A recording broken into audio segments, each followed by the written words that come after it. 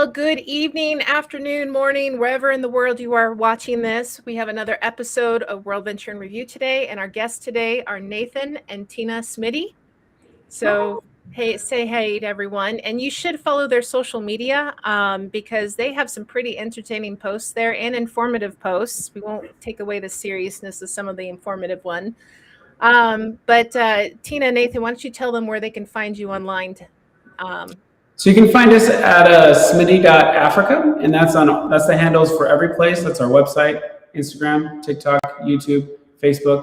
So anywhere you like to be, we will try to be there. And our goal is to really bring people with us on our journey and showcase both what we're passionate about, what life is like, both behind the scenes, but also informing people on what the lifestyle is about, and some of the hardships and both the pros and cons. So a little bit of everything.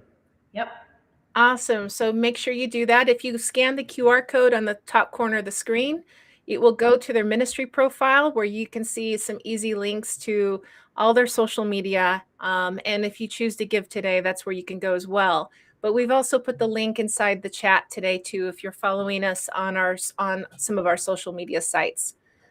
So just like before, another WorldVenture in Review episodes, we want to encourage you to leave comments or ask questions throughout. You're not interrupting us. We actually love it. It encourages our guests. And you help get the gospel out just by leaving comments in the chat. So we're always happy for that. Let's go ahead before we jump into ministry talk. Let's get a little more personal so that our audience can get to know you a bit better. So how did you become a believer, both of you, and when did your faith become your own? So for me, I was saved when I was 5 years old. I was with my mom in Mombasa, Kenya, which was the first place in Kenya where we were serving. And I remember, sitting down and praying with her, and we were talking about some of the church services that we had been attending, and I just really felt like I needed Christ. Like I just knew that there was something missing, and I understood what he had done for me, dying on the cross, raising again, and I knew that I wanted him to be part of my life. And so I accepted Christ when I was 5. Then I rededicated my life. I moved to RVA when I was in 7th grade, so started boarding school there. And I was there from 7th grade all the way through 12th grade.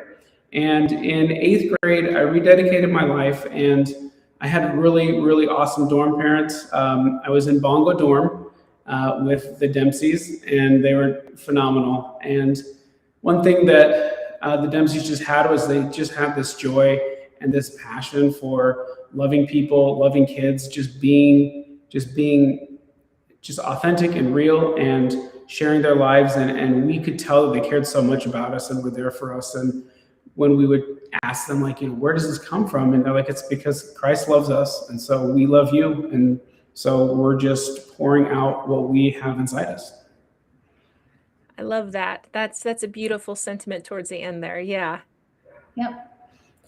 My spiritual story kind of comes in waves. If you haven't picked up on the fact, Nathan and I are both missionary kids, both pastors' kids. So when we refer to Kenya as home, that's a little bit of the backstory there, and we'll get into that a little bit more. But when I was 8 years old, my parents prayed with me, and I instantly knew that this was my decision. It was a big decision. This was it for me.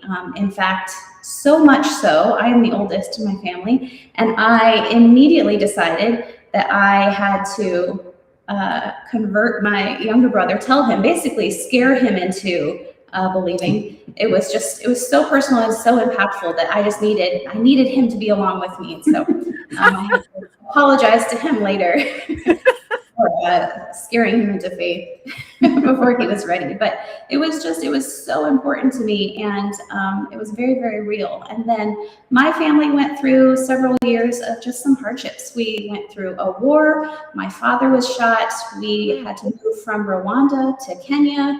And I went to a boarding school, and all of that happened in my early teenage years in junior high. And so I got to Rift Valley Academy in 9th grade and kind of took a year to just decompress all of that. And that for me is really where I rededicated my life to Christ. It was more than just a decision, it was a building of a relationship. And I had dorm parents, dorm mothers, and really good friends who just came alongside me and loved me through some of the decisions or the things that I was wrestling with.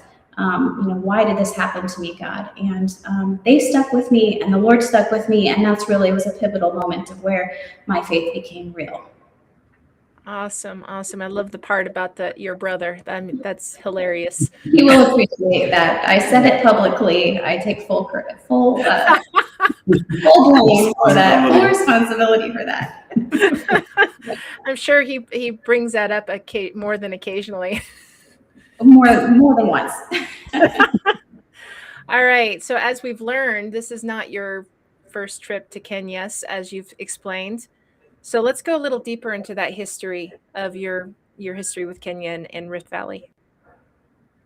So I first went to Africa when I was a few months old. My parents were already serving in Tanzania. And so I spent the first 3 years of my life in Tanzania once we got our passport. And then in 91, when I was 5, we moved to Kenya.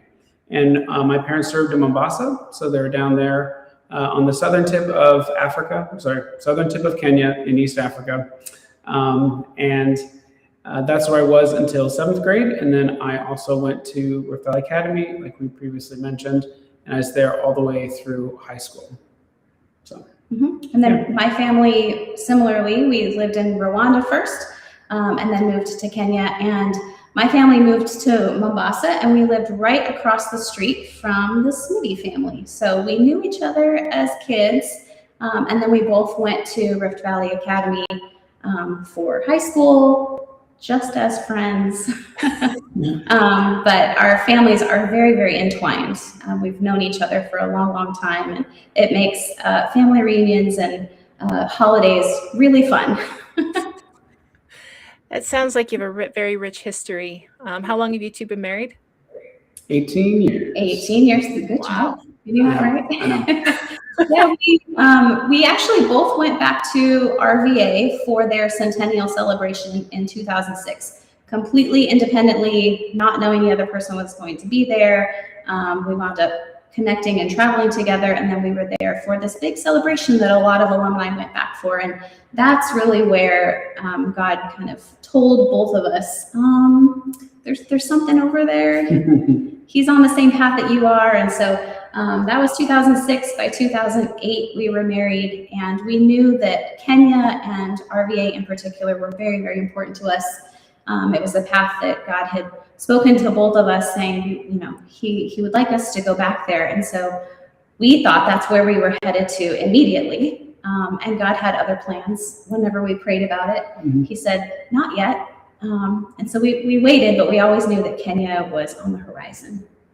Yeah, I feel like we've gone on this journey where God gave us a little bit of the future. He's like, this is the direction that I want you to go. But so much of what we know now, what we've experienced, what I do as a living, as a career, didn't even exist when I was in college. Doing digital photography didn't really become a thing until the almost 2010, really, because the technology wasn't there. And so I feel like God gave us enough information and enough kind of drive to be like, hey, this is where we're going, but I need you to go do this. I'm like, okay. So that's how we got into photography. God kind of taking us this way and then going this way. But going back to RVA kind of all brings it back together. And so just looking back on a lot of those turns, we see how God used those to develop us in a way that we can be impactful and actually have the skill set that we need to do some of the things that we feel like he's asking us to do in missions. Yeah. And then I think because Kenya has been home, Africa has been home for both of us, we've traveled back many different times. And even as a family of 3, we've gone back several times so that our son could see Kenya and meet people that are very important to us there. And so every time we went, we would pray about it. And we kind of heard the Lord saying, you know, not quite yet, not quite yet. But in 2023, all 3 of us went, and we went to RVA, and then we prayed about it. And it was really important to us for our son to also have some agency in this decision. We wanted it to be a family decision. And so that was really, really neat just to see his prayer life as he walked through that as well. And all 3 of us felt like the Lord was saying, this is finally the time we can start working on this. And so all 3 of us are very, very excited for this next move. Our son has been to RVA and been to Kenya and seen it, so he has an idea of where he's headed, where we're going. And so that's been really, really special, just a really neat gift from the Lord, that it was really, it wasn't until we had all 3 of us on board that God said, now this is the time. Yeah, both of us are third culture kids. And so with Caleb growing up in a single culture, we were really trying to give him as much of our natural culture that we have as much as we could. And so as we traveled, I did a lot of destination weddings for work. And so Tina was my second shooter. And then Caleb would come along with us for all of those adventures. And so tried to expose him to as much culture as we could and kind of give them a little bit of that experience. And so with RVA being something on the horizon, we just really wanted him to be part of that and let him have some, not say, but I don't know what the word is. It's not a decision. He was part of the decision. Yeah. Part of the prayer process. And I think that's really special. Yeah. Kind of like skin in the game, you know, let him soak it in, let him accept it. Yeah. Yep. Mm-hmm. And it's not the first time I've heard that, where we've got some colleagues that they grew up in another country. And when you ask them the question, like, you know, I think I asked one of them the question of, you know, when did overseas missions come? But then they had to talk about home then, because, well, is overseas in the US or is as it's a fascinating thing to hear missionaries talk about where home is and what that means. Yeah. And we've gotten like, I know that of one colleague who's now with Jesus, but she actually, even after retirement, stayed in the country she was serving in. And that was amazing how deep those connections go. Mm-hmm. So tell me about Rift Valley Academy. A little more about that. So the brief, unpersonal history of Rift Valley Academy, it's over 100 years old. It was founded in 1906, and Teddy Roosevelt actually laid the cornerstone. And I don't really know why, but that was always a big deal in high school. You could go and you could see the cornerstone right there on Kiambogo. So it's been around for a long, long time. It primarily serves the children of missionaries who are working on the African continent. Not exclusively. There's also humanitarians and business people. There's a whole mixture of people, kids who come there, but primarily it's students who are the children of missionaries who are working somewhere on the African continent. So it's over 30 to 40 countries represented there. And then they're all from completely different passport countries, from North America, Europe, Asia, Australia, all around the world.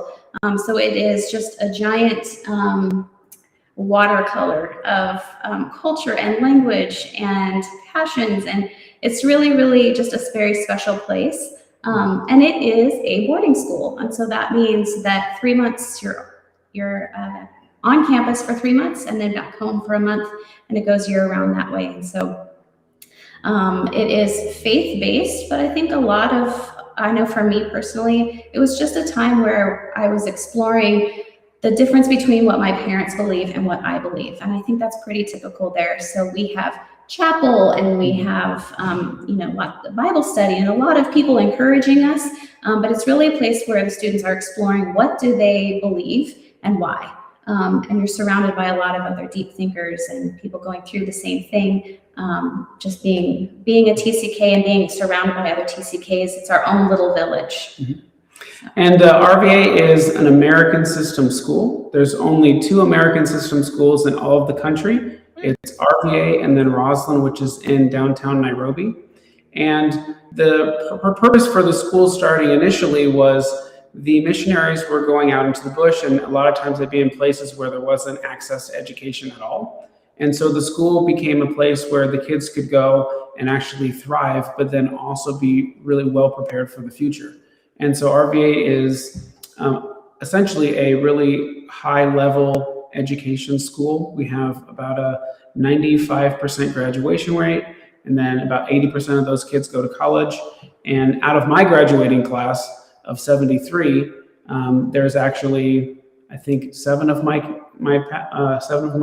friends that were Ivy League. Probably 60% had academic scholarships of some kind, and so it's a really prestigious program, but it was designed so that it gave an opportunity for the parents to be able to focus on their ministry, but then also know that their kids are being taken care of as well. And so for us as future staff, we were benefited by having some really great staff that kind of came alongside and didn't take over the what our parents do or the role that they had, but they came alongside and were able to help us continue to look forward and grow and develop. And we want to be that for the next generation of third culture kids.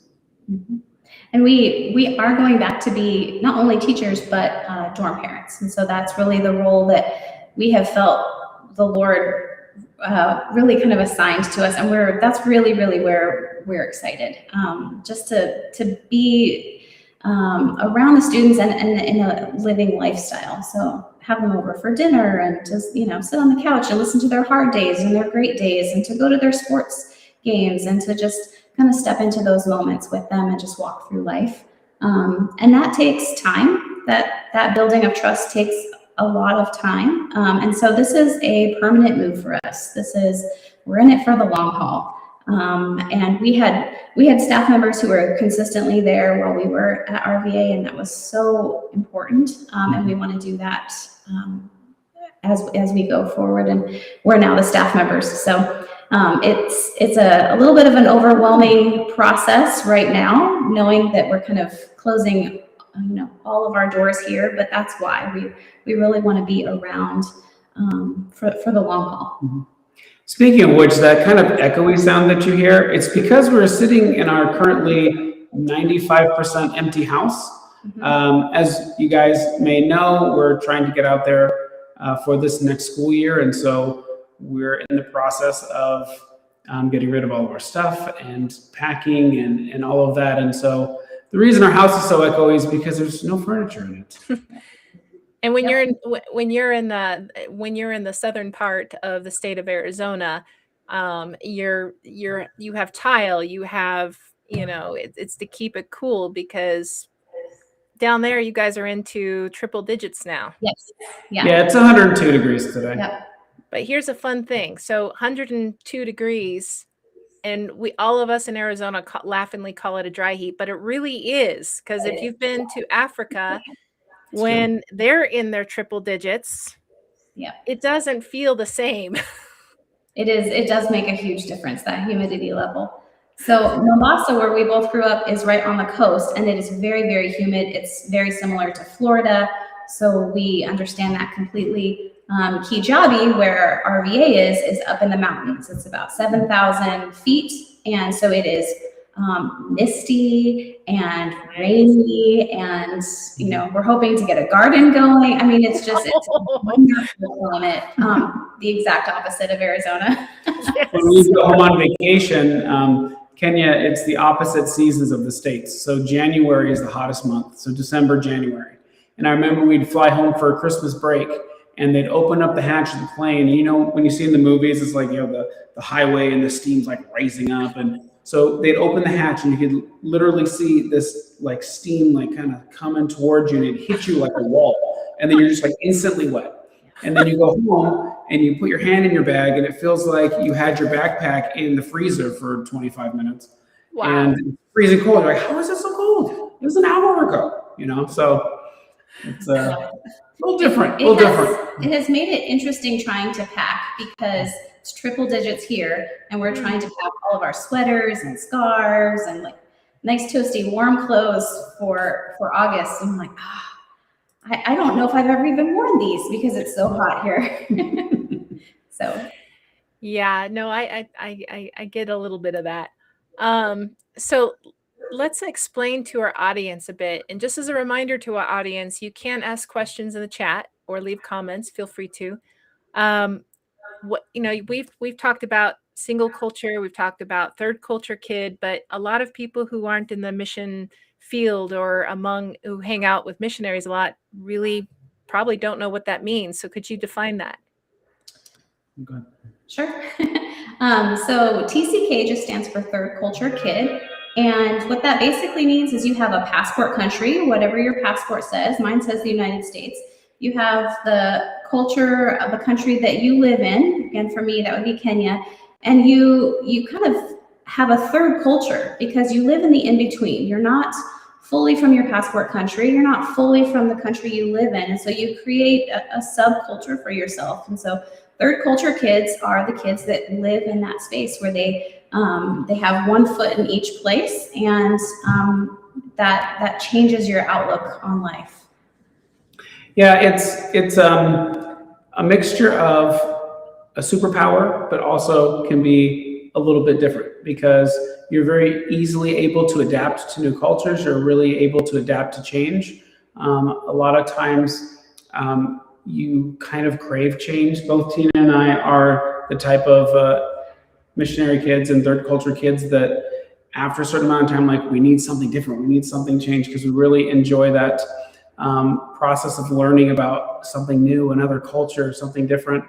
But on the flip side of that, sometimes you can feel a little bit isolated. You can feel a little bit overwhelmed. You can feel a little bit lonely because you're not from a particular place, but you're also not accustomed to the place that you're supposed to be from. And sometimes the place you're supposed to be from, that's the only place in the world where people treat you like you're from that particular place. And so it can be quite difficult to navigate.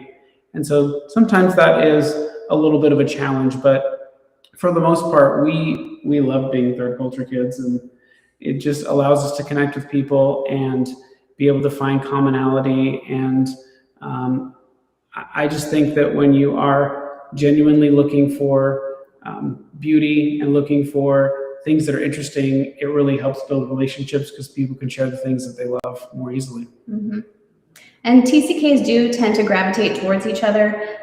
Just relationally, you have an understanding. There's a lot of explanation that you can skip over because you're just talking to another TCK. And so we do have just an incredible community. I want to be very careful. I'm not trying to speak on behalf of all TCKs.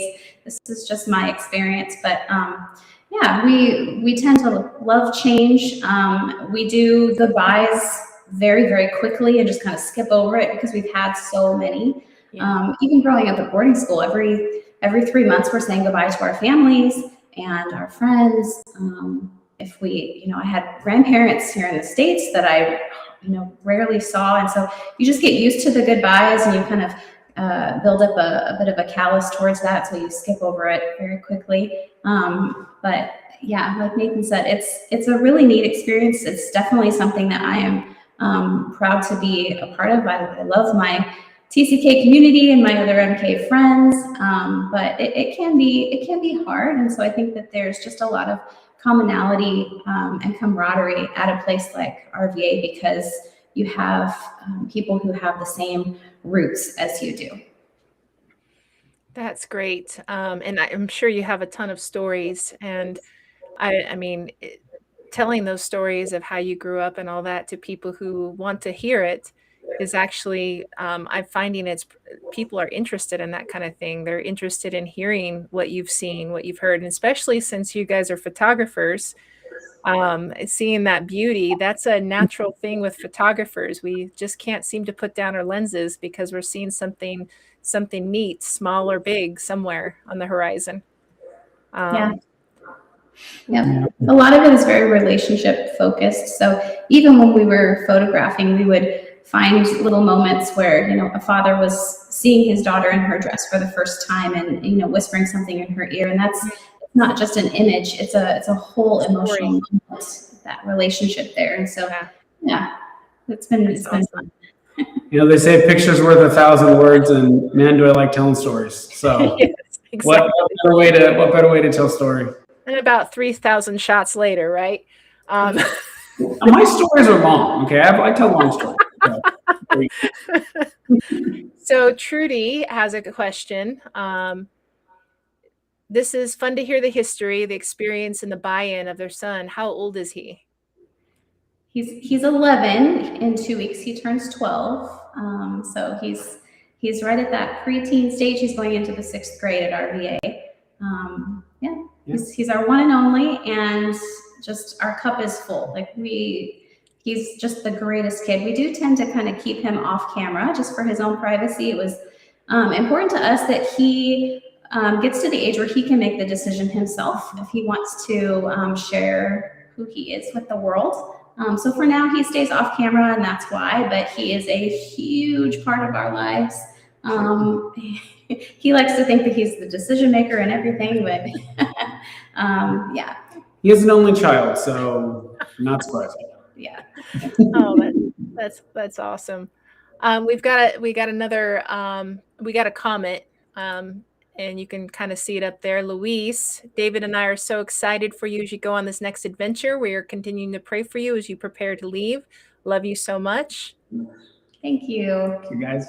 Thank you. Another RVA alum. We appreciate that. Thank you.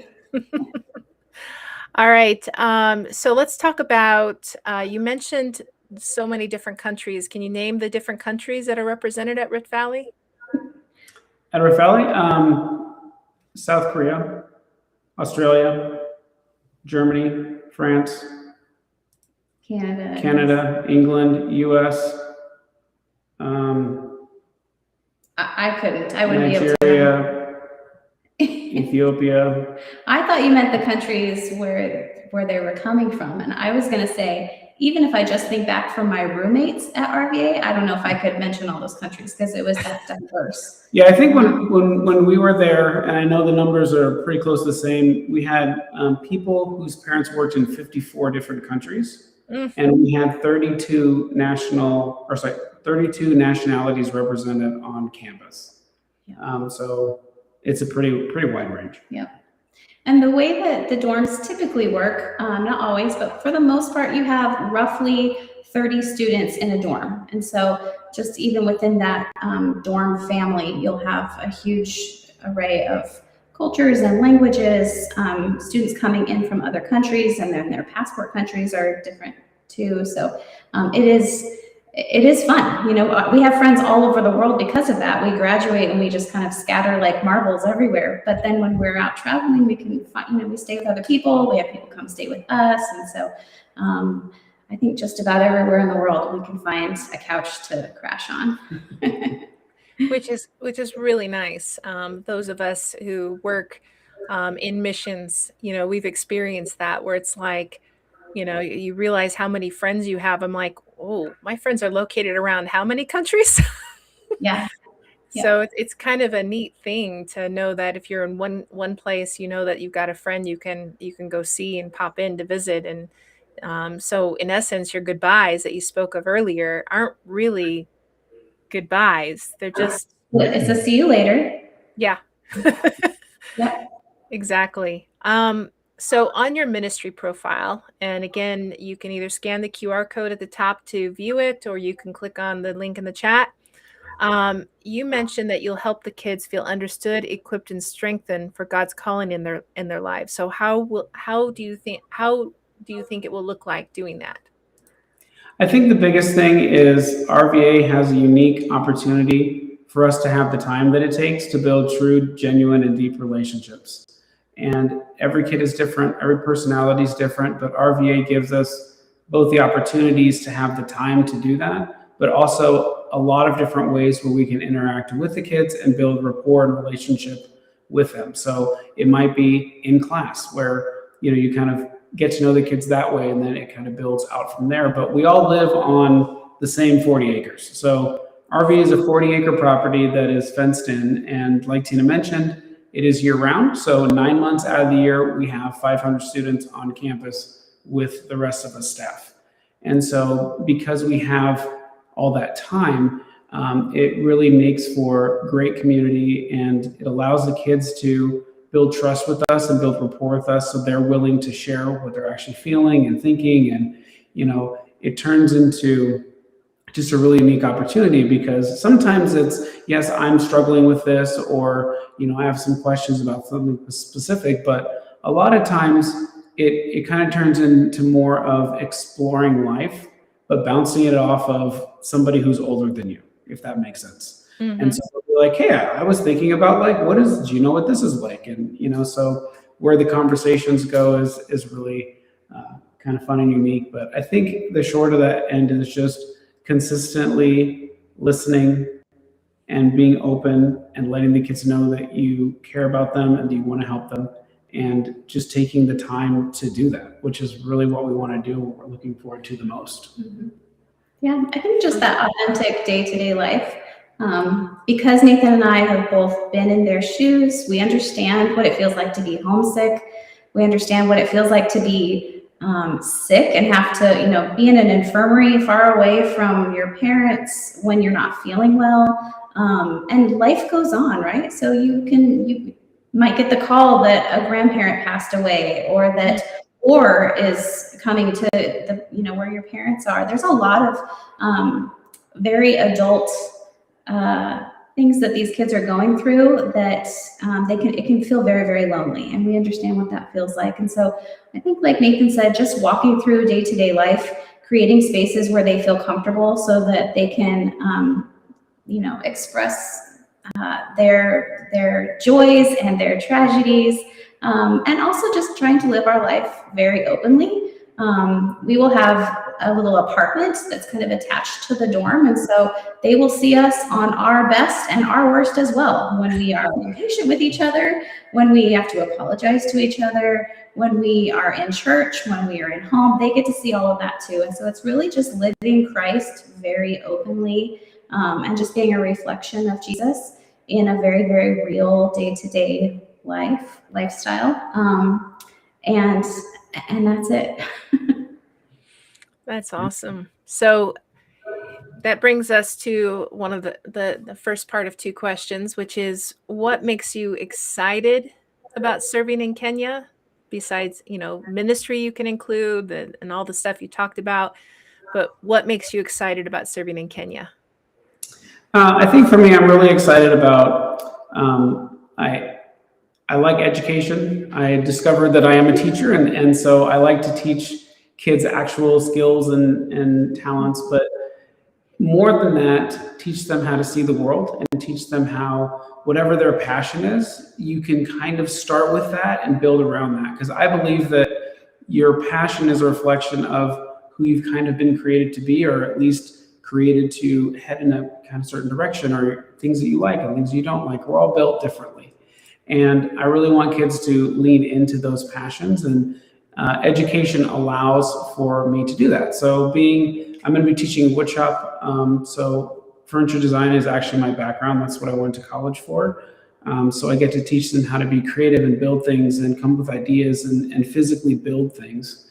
And then through visual communication, I can teach them how to both tell their stories, but then also be able to help other people tell the stories that matter to them. And so I think that through both of those elements, I'm just really excited to be able to do that.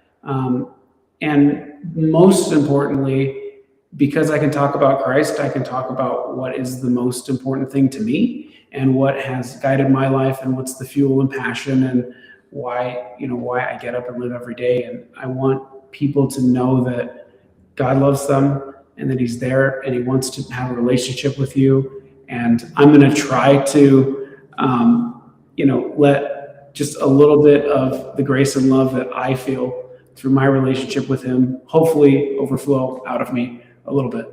And so I just want to be used by God in that sense. And so I'm just really excited that I can live my passion fully, but also be fully open to what that is and where the source of that passion comes from. Yeah. That's good.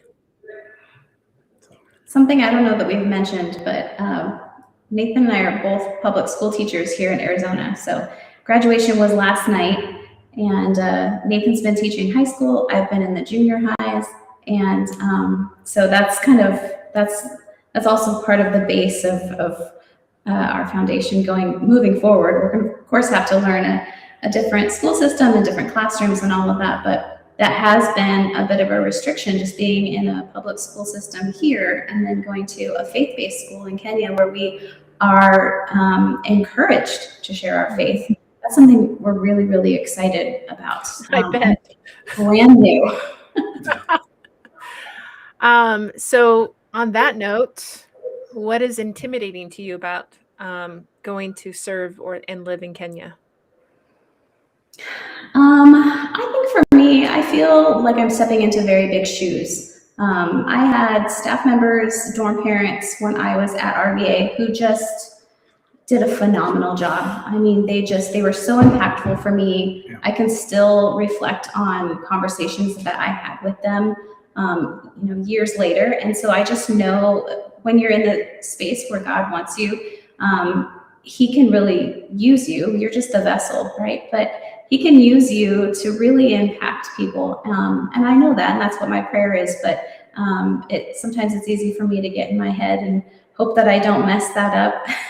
And I just have to take that to the Lord and say, this is God using me. It's not Tina's words, it's God's words. But for me, that is something that sometimes I wrestle with. And I think also just knowing that our parents were missionaries and went not to the same capacity, but did similar service, knowing that there's a footprint there that we're also following in can be a little intimidating.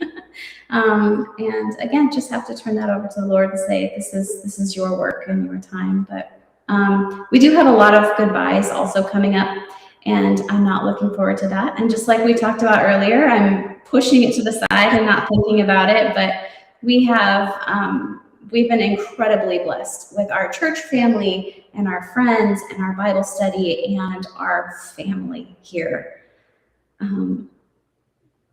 Yeah, and I'm not ready to say goodbye. I don't blame you. Yeah. So you were just appointed, and you have done a lot, obviously, because you're sitting in an empty house right now. You have done so much lightning quick in preparing for this to move to Kenya. So what is your support percentage right now? I mean, what are your needs?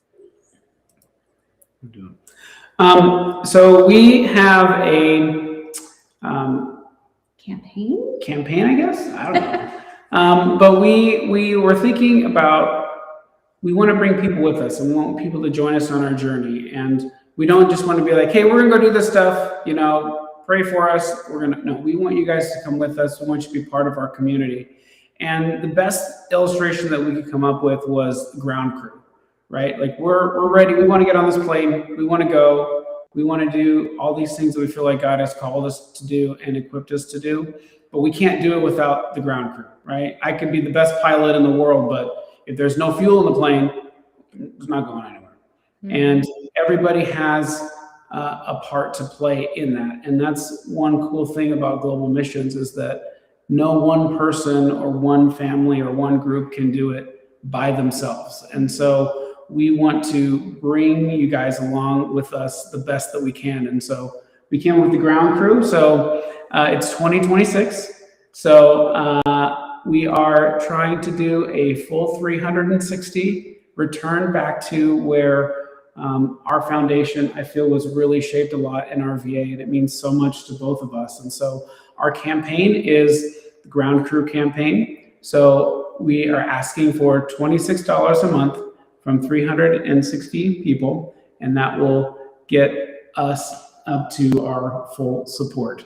So that was kind of the idea behind the campaign, and we wanted to make it a little bit fun. Nobody really likes to ask for resources and things like that, but it is a necessity that we have to do. And so we're trying to have a little bit of fun, and but also just trying to be honest about what it takes. And we have some videos on our YouTube channel that talk about our budget and kind of what those expenses are and where that support will go. And we're just going to try to be as open and honest about what missionaries go through globally, and bring you along with us as close and as intimate as we possibly can. Mm-hmm. Yeah, something we keep forgetting to mention, even on our own social medias, is that this is a fully volunteer position. RVA does not pay staff so that they can keep the costs low for the students of missionaries. And so we're very, very honored to do this, but we do not get paid to be there. We don't get paid to be dorm parents. We still pay rent. We still pay bills. We pay taxes to be in Kenya. We pay taxes to be in the States. So there's a lot. And right now we're sitting at about 20% for our monthly goal to be raised. And we have received 50% for our outgoing expenses, which are one-time plane tickets, suitcase, trunks full of things that we need to set up our house. And then once we get to Kenya, we also have to completely furnish our apartment. So everything from appliances to beds to clothing, most of the clothing we're taking with us, but all of those are one-time expenses. And so, yeah, we've been just very, very thankful, so very thankful just to see the encouragement that you guys have all shared with us, and also the resources that you have shared.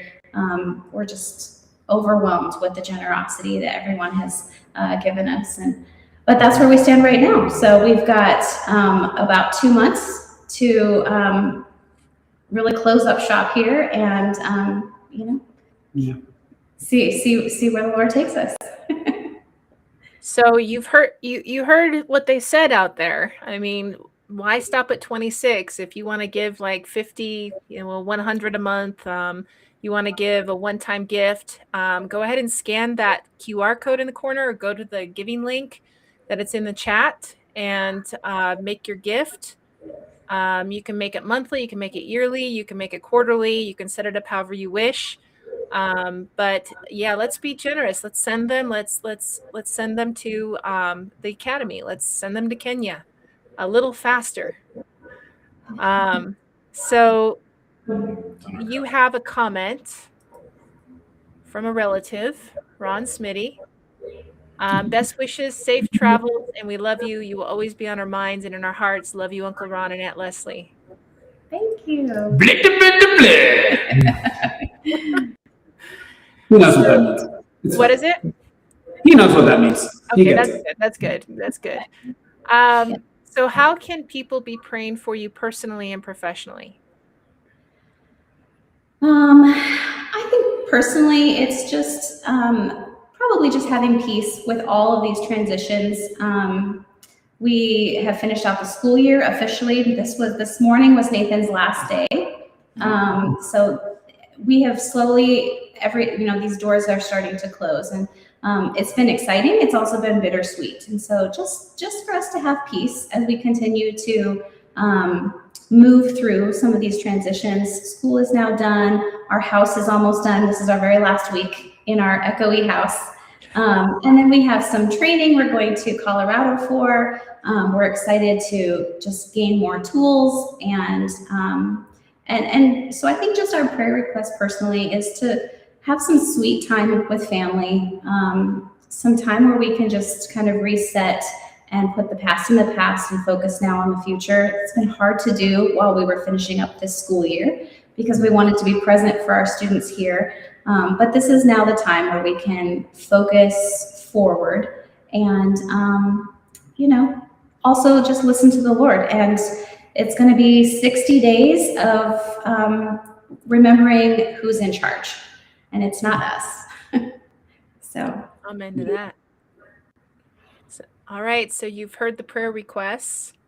So if you would, we will make sure that we post the snippet of the prayer requests only so that you guys can rewatch it and repray.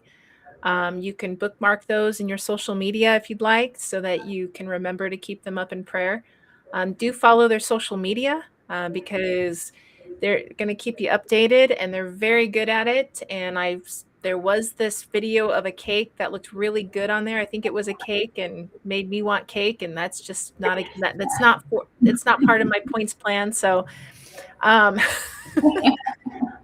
so if you want to give to the Smitties and get them there quicker, you can do $26 a month, or why not trust God with the rest and go a little higher than that. So anyway, any last words, last things you'd like to say before we wrap up our time?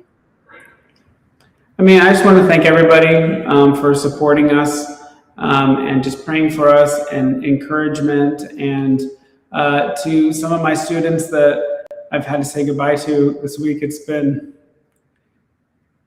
a lot harder than I thought that it was going to be. But just them sharing their honesty and just the impact that I've been able to make in their lives has made an impact in mine. And it's what I really wanted and what I'm really passionate about. And so, I just want to thank my students that I've had in the past. Thank you guys so much for trusting me with your time and your stories and your honesty, and just like, it means so much to me. And this is what, it's what I live for, and to family who's always been encouraging, always there for us, who's there to help us through whatever it is that we need, and friends that, never seem to go away. And in those times when we feel like we're alone, we're very quickly reminded that we're part of a community, and we are very well loved, and we know how blessed we are because we are well loved. And we just want to continue trying to love people as much as people have loved us. So, yeah. Sorry. It's been neat to work with teenagers here and see how much they catch on to just this fire, right? And to watch them be excited for us. And a lot of them follow us. They follow us on TikTok and all of our social medias, and they're so excited to meet our students out in Kenya. And so it's been kind of cool to be the bridge. We have students at RVA right now who have kind of heard through the rumor wheel that we're coming, and so they've been messaging us. And it's been neat to kind of connect these two communities, our students here in Arizona with our students in Kijabi, who we have yet to meet in person.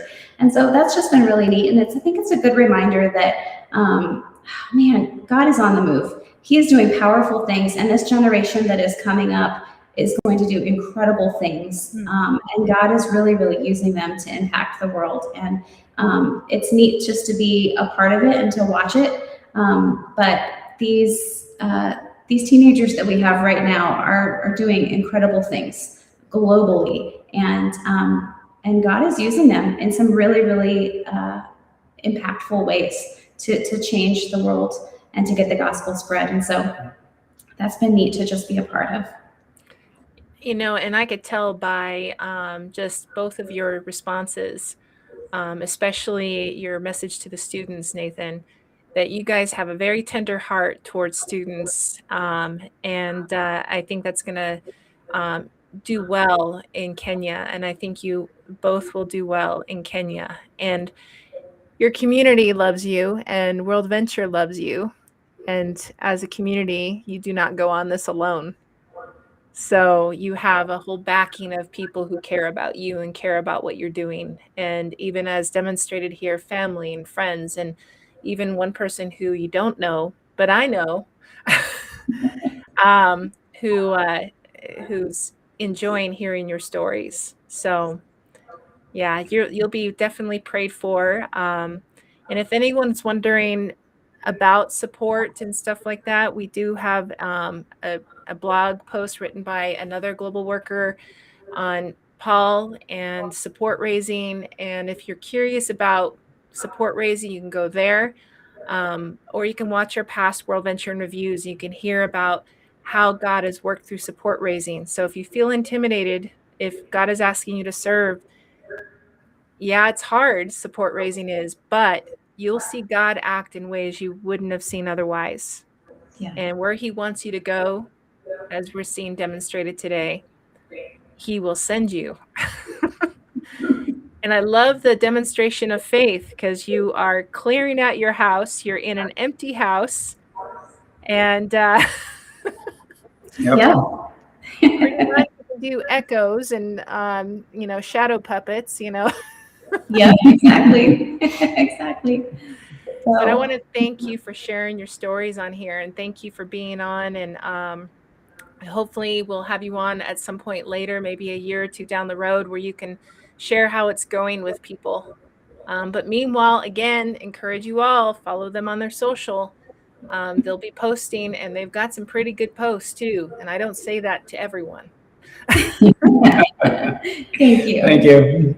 All right, everyone else, we'll see you at the next live stream. I believe that is, we have Randy Hacker and Keith Carey, who will be starting their series of teaching on the unreached, starting on June 2nd, I believe. But you'll go to worldventure.com/events, and you could see that. Until then, bookmark our webpage. You'll be able to see all the events we're still adding. So thank you.